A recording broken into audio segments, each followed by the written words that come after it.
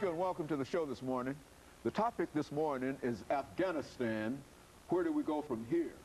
And of course we have with us to give us an analysis of Afghanistan and where do we go from here, Dr. LMadu1. Dr. LMadu1, I don't think we need to introduce you to our audience. I think you've been with us a number of many occasions, and people are familiar with the kind of knowledge and the kind of information that you bring to us.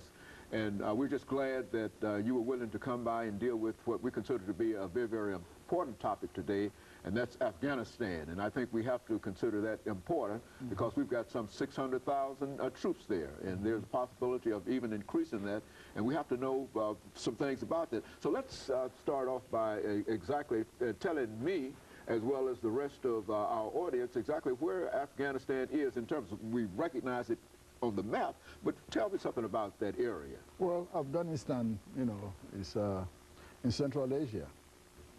It has borders with Pakistan, India, Uzbekistan, Turkmenistan, you know, and Iran. The modern Afghanistan came into being really in 1919 when the British, you know, ceded foreign control to the Afghan monarchy. And of course, there's been an Afghan kingdom before then, but you've read in history of various invasions from the Mongols and, you know, the Russians, etc., etc. But what we call Afghanistan today came into being in 1919, modern-day Afghanistan. It is a mosaic of ethnic groups, most of them different from each other, facing different constellations. In the middle, you have the Pashtuns, which is the majority ethnic group in Afghanistan, about 42% of the population. You have the Tajiks, about 27%. You have the Uzbeks, which is about 9%. You have the Hazara, which is about 9%. And then the Baluchis, which is about 5%. All these different ethnic groups have different orientations and face different powers.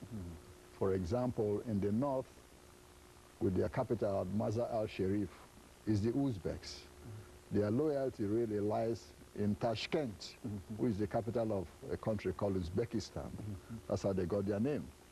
And their strong man is a man called General Abdul Rashid Dostum.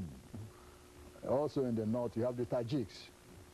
Their loyalty really lies with their brothers in the country called Tajikistan, with its capital in Dushanbe. In western Afghanistan, with its capital in Herat, they are more Iranian-oriented than facing Kabul. They go to Tehran more than they come to Kabul. Then, of course, religion plays a very important role. This is an overwhelmingly Islamic nation. 80% of them, you know, Sunni Muslims, 19% are Shiites, you know, and then 1% others. Then, of course, linguistically, 50% speak what you call Afghan Persian, or politically it's called Dari.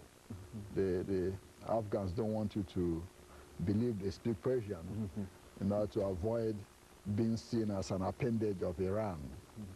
But the language is Dari. And then the second official language is Pashto, which is the language of the Pashtuns. You know. And then, of course, you have Turkic languages, Uzbek and the rest. This is a country, really, which might not be called a country in the real sense, because of the different constellations. And that's why I've had problems, you know, for centuries about who really controls, you know, that territory, because of the different political cleavages.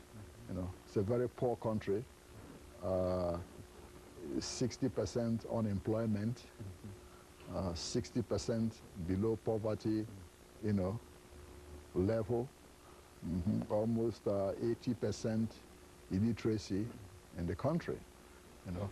And Dr. LMadu, we're going to have to break for this first commercial break, but when we come back, I want you to pick up at exactly this spot in terms of dealing with these ethnic groups, languages, and et cetera, because I think that a large number of people simply thought that this was more of a homogeneous country than what you're portraying here. Absolutely. And it's almost as if nobody understands this, know this, but you.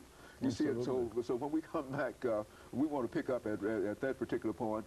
And of course, we'll be back with our audience following this very, very short commercial break.